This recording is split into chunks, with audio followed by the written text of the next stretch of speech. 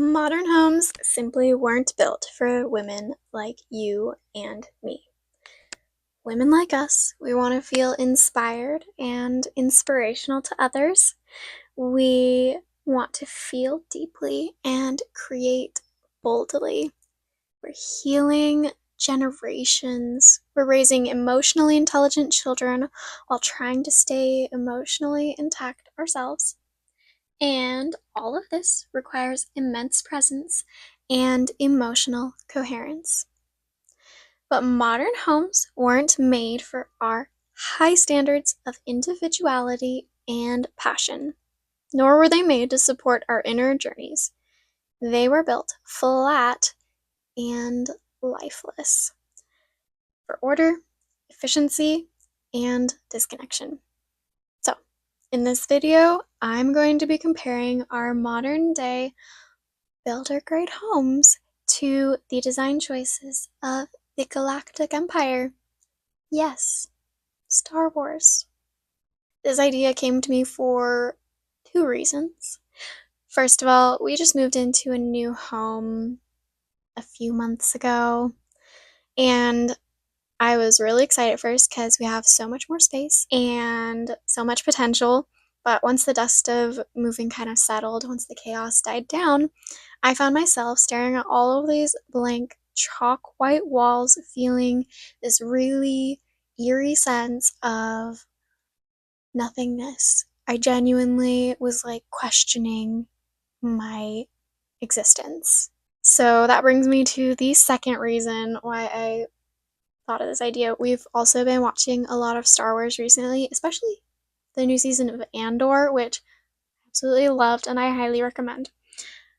But the more that we watched it, and I am always very keen on observing environments, but the more we watched it, the more I realized that, like, the closer the characters got to the bad guys in the Empire, things would slowly get more sterile and lifeless. Less nature, flatter surfaces, less textures, less color, less views, more synthetic lighting, all that stuff.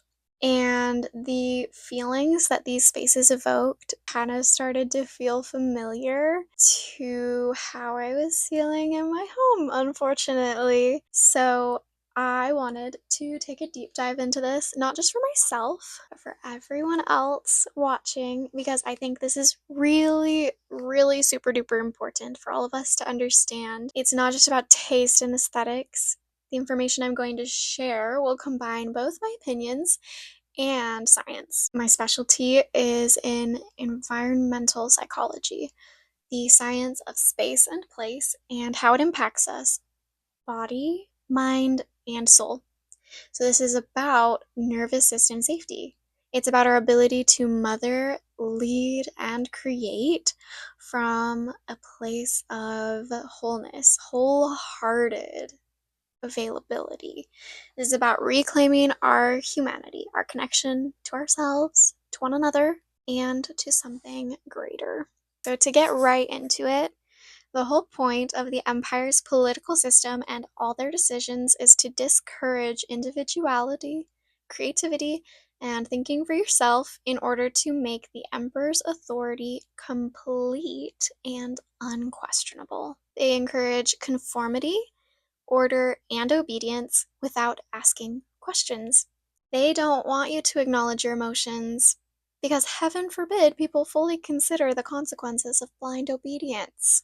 Everything in their spaces are black and white, silver, flat, textureless, reflective, geometric, very streamlined, and there's usually no views. The only ones with views are people in authority, like really high up on the food chain. Everyone else gets to enjoy the eerie feeling that they're being watched all the time, or the feeling like they're in a cell. So uniformity and hierarchy are literally embedded in the architecture, and when you inhabit these spaces, you know that you are not the main character, that you are a pawn. Unless, of course, you're here to bring it all down. The Empire would love to control how you think, feel, and even how you design your home. because they know it's not just a luxury. It influences both your perceptions and your behaviors. It was not just on their brand style guide, which reminds me of one more place where someone else is in control of the environment that other people live in.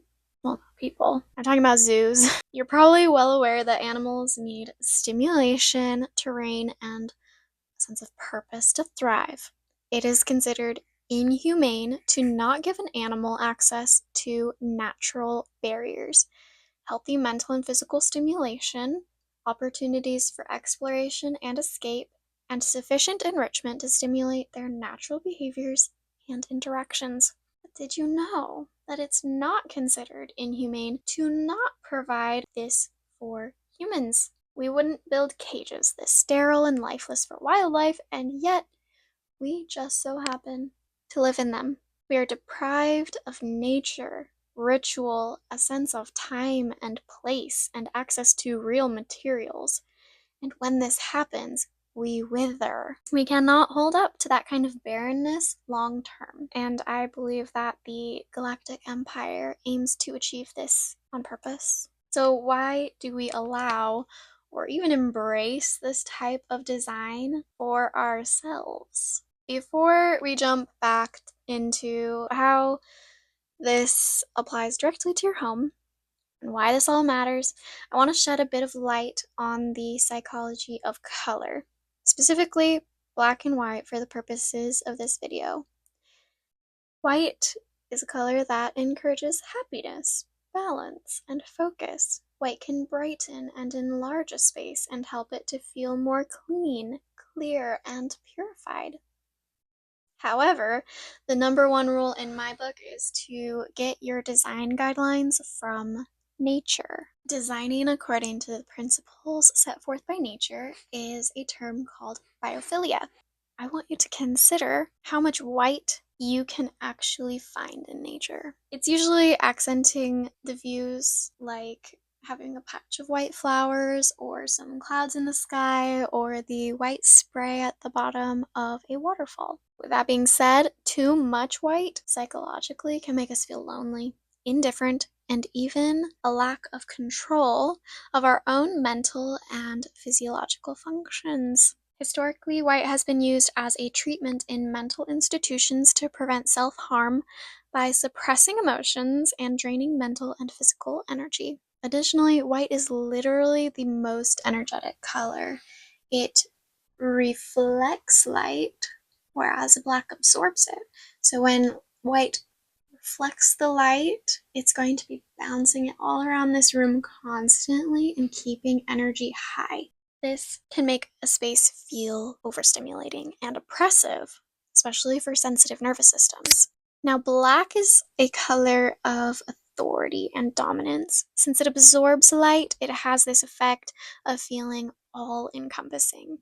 Used in small quantities, this can feel grounding and secure. However, used to the extreme, it will suck all the life out of you by psychologically taking over as the all-encompassing entity, leaving nothing left of you. Now, luckily, we don't do this for the most part because we all know black is a really heavy color. But black and white together have largely become a sign of luxury and elegance. And that is certainly possible because of their obvious psychological effects of authority, power, purity, cleanliness, and order, which are not bad things. To a certain extent, I think I do also seek to incorporate some level of these things in my own design because they're not bad characteristics to have. But I want my home to fully embrace every part of me, all of the full spectrum of my emotions. And black and white just doesn't do it for me. And I'd be hard pressed to find somebody who does actually feel fulfilled from that, because that's really just not how humans were designed. And lastly, this black and white color scheme is also cold and depleting, and it's very intentionally applied in the Empire's design choices. It doesn't just lack warmth, it actively suppresses individuality and emotional expression. Now, I know what you're thinking. This is a bit extreme. Our homes don't look like that. Builder grade homes usually don't look like that. But let's talk about this just a little bit. We obviously don't live in spaceships, and we do, of course, have complete freedom to decorate and paint however we please. But do we? Now, remember, I'm not talking about all homes. I'm specifically pinpointing modern builder grade homes, like the one I'm in right now. White was about the only background I could get. We're new, we're working on it. So these homes are the ones that feature white, gray, chrome, and usually a cheap laminate flooring. The walls have no texture, the lights are all recessed, doors and windows have no notable features, they're pretty flat and geometric. These are your standard white and gray boxes. Do we actually take that canvas of a home and fill it with the environmental stimuli that we need to feel healthy and happy? Do we even know what that means or how to do it? And how much effort is it going to take to get there? That is the most important piece to this puzzle. Here's what we're missing, what we don't get direct access to without a whole lot of effort on our part. We don't get to witness natural change, age, or the patina of time. We don't get to feel life emerging through the textures, materials, or signs of use. We don't get the natural complexity that natural elements provide. That's the organic forms, fractals, and naturally unpredictable details. We can't get the nourishment of nature unless we work hard to bring it back in. And sure, creative limitations can be a really beautiful thing. I'm not knocking that. But we shouldn't have to perform design gymnastics just to meet our basic biological and emotional needs. Especially when so much time, money, and technology has already gone into constructing these giant, pristine, smart dwellings. At the very least, they should be supporting us in feeling like actual people and not like machines. And sometimes those sleek, modern choices make it nearly impossible to create the kind of environment that actually supports being human. Environments with softness, variety, rhythm, and soul. So while technically we can paint the walls and buy some potted plants, the reality is we're working against the grain. These homes were not designed to evolve with us, unfortunately, and that's why they often feel very temporary. They were designed to be staged, to look clean in photos, and pretty much to offend no one, which also means that they nourish no one. And the cost of bringing them to life becomes emotional, spiritual, financial, mental, physical, chronological. I just can't think of a better way to say time, honestly. It costs us time. It takes a lot of time. It's just a lot on all fronts, and so, like me right about now, you're like, it's fine, we won't live here forever. Or maybe you don't even realize consciously the effect that it's having on you. So, yeah, you can decorate, you can make it feel better. But that takes clarity, strategy, and a deep understanding of what your body and spirit actually need to thrive in a space. And most of us were never taught how to do that, which is why we end up stuck in these sterile environments, wondering why we feel off, but never quite connecting the dots between our depleted energy and the fact that our homes are basically these IKEA wrapped zoo enclosures with Wi-Fi. And I don't know about you, but I'm desperate for change. So in just a minute, I'm going to share with you a whole bunch of ways that you can start infusing your home with creativity and emotional sovereignty again. As much as we'd like to say that we can overcome all our external limitations by embracing the power within us, we're only human. We are not ascended yet, and until then, we will need to work with our external circumstances, our environments, to support the internal world that we're trying to cultivate. And honestly, I'm okay with that. I do enjoy me a beautiful home. But when we don't address our home environment as the important piece of the puzzle that it is, we end up feeling stifled, depressed, lonely. We lose connection to divine creativity. We get anxious and feel overwhelmed and out of control. We experience a lot of resistance to living the life we want to live. I want to know how on earth you're supposed to reach that dream, ideal version of your life that you're chasing in a home that's demanding hard work and efficiency from you while actively pulling your attention in a million different directions. The full experience of humanity can't be had in homes like this. Point blank, that's my opinion. I feel stifled and held back by it. What about you?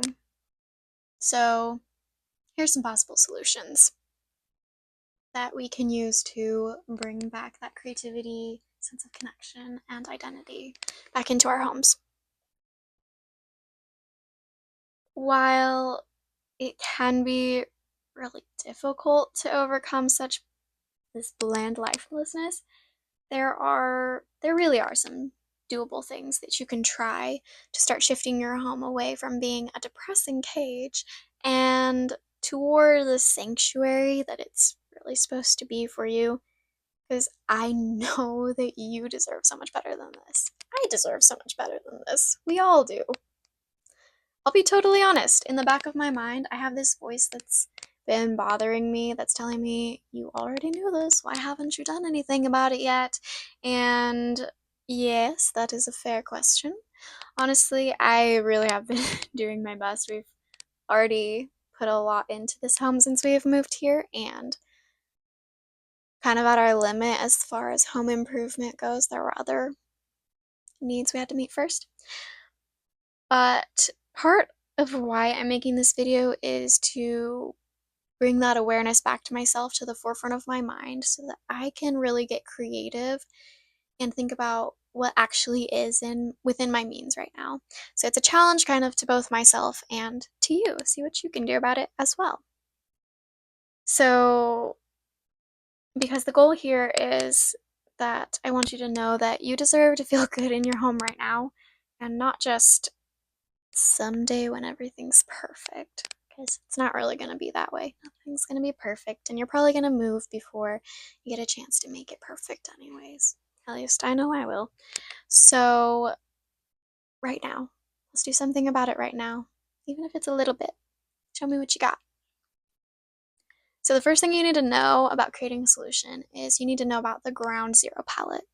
If you could redesign your home before furniture, before clutter, any belongings, what would it feel like? The ground zero palette is the baseline of a truly holistic and wholehearted home. It's about designing the house itself before anything else gets put into it. It's also why builder grade homes are so difficult to design around, because there's so much of the ground zero palette done for you in a way that you don't have any say over. And that's where that bland lifelessness really sits. The ground zero palette includes the semi-permanent features of a home, such as walls, flooring, hardware, cabinets and countertops, lighting, and windows and doors. So if you get the ground zero palette right, the entire process just starts flowing and not much other effort is needed, really. Seriously, if you spend most of your time getting that ground zero palette to perfection, everything else kind of doesn't matter as much. It becomes really easy to figure out what to do after that point. However, because we're talking about the semi-permanent features of a home, they're often some of the most difficult or daunting things to tackle, so we usually move right along to things like couches, dining chairs, and throw pillows. But if you don't have a solid understanding of and relationship with your ground zero palette, any other choice you make feels ungrounded and not fully satisfying. I will digress on this matter and leave the full lecture for another day and another video. But the point I want to make is that if you didn't get to design your home from scratch, you can still use this concept to retrofit your space toward that sanctuary that you're trying to create. And yes, I'll explain how to do that another time. But that's what my solutions here in this video are going to be geared around, is that ground zero palette. Where it's going to make the biggest difference is in those things: the walls, the floors, the hardware. So let's get into it. First suggestion: you must do something with those walls.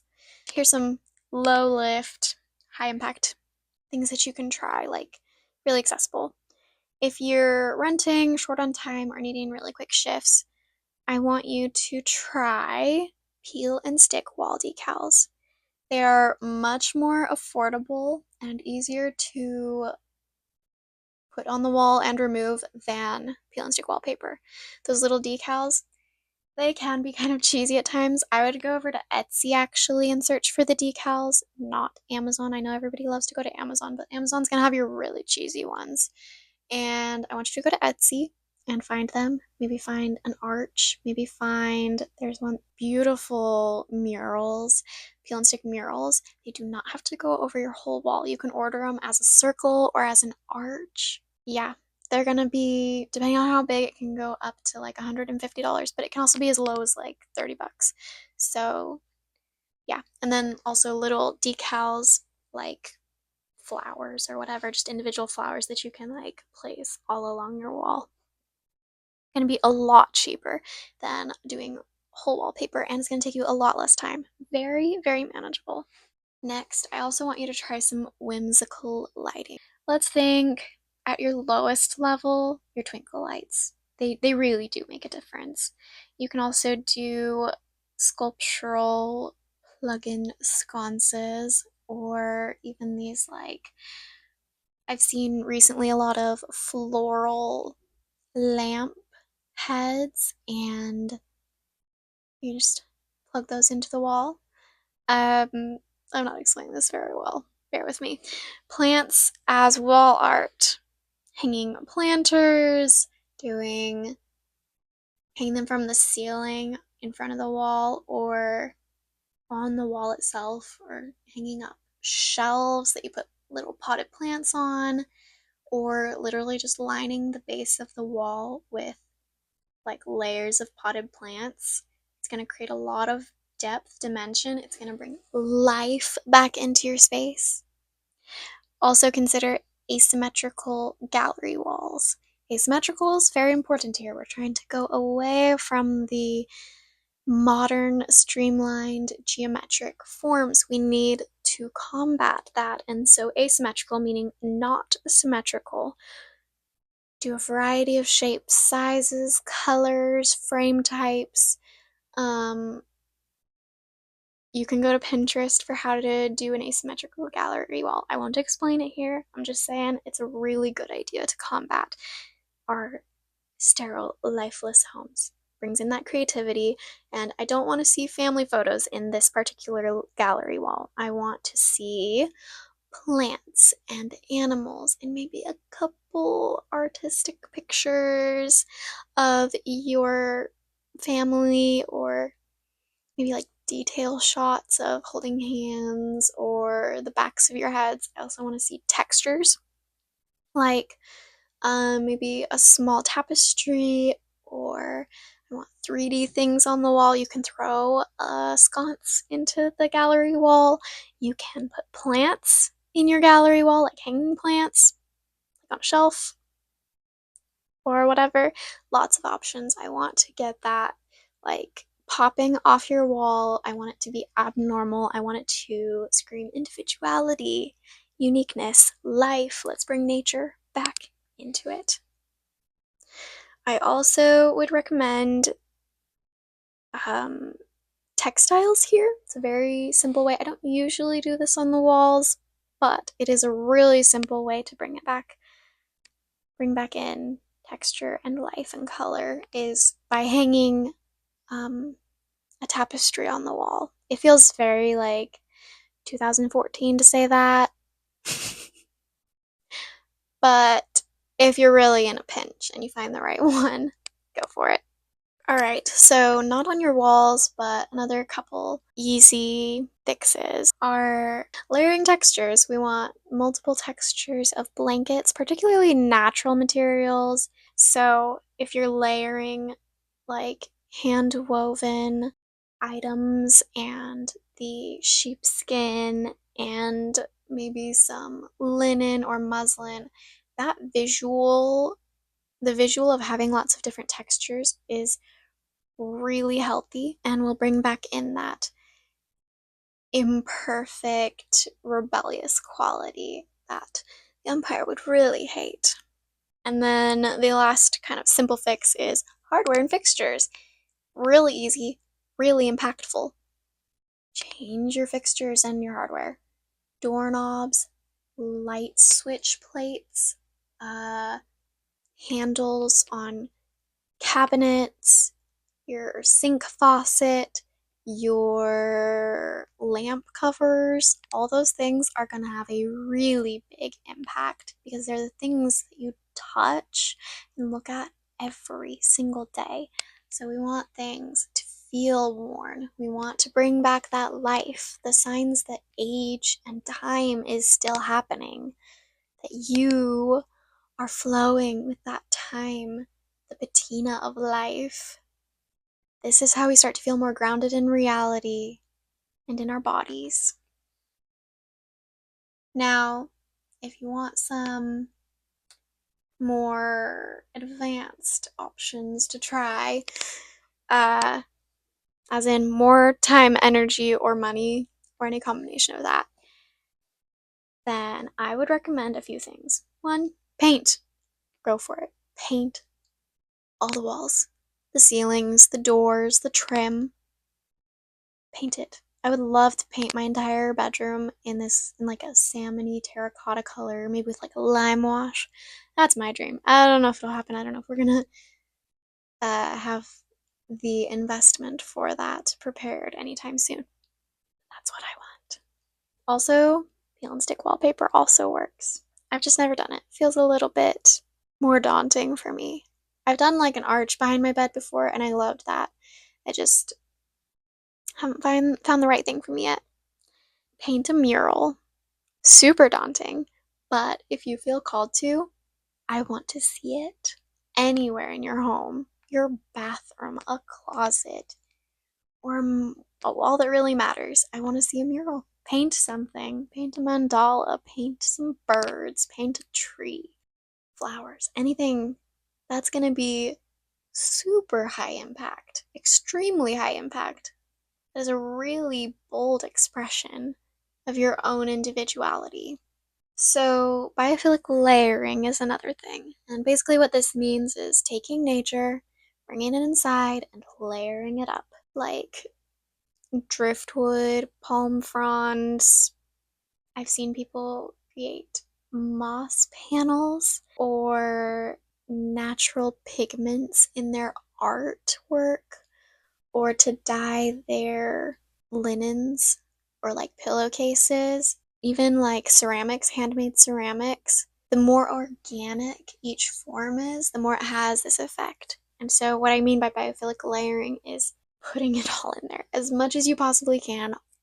All of the textures, all of the natural colors, bringing as much natural everything that you can, getting closer and closer to nature. This is definitely not what the Galactic Empire would do. Therefore, it is in your best interest.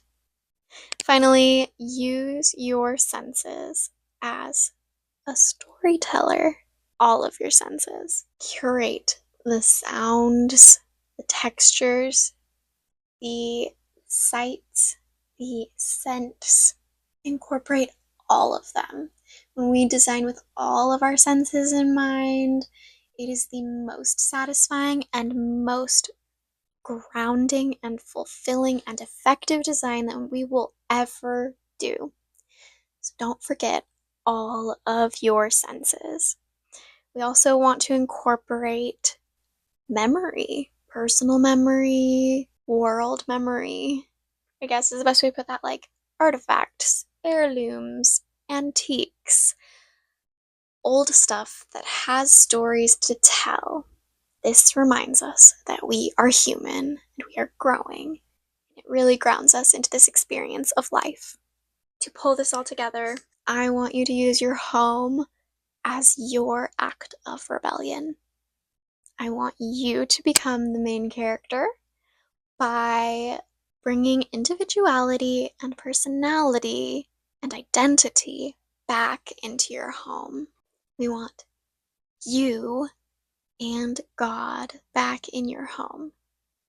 Divine design is that which reflects you and who you are and who you want to be, and the principles of design that God has set forth for us in nature. We are able to really embrace a new way of being when we use our homes to also tell our stories, to remind us who we are and who we want to be. And so maybe the greatest act of rebellion, the greatest thing we will ever do, is to treat ourselves and everything we interact with as holy and sacred and worthy of our attention.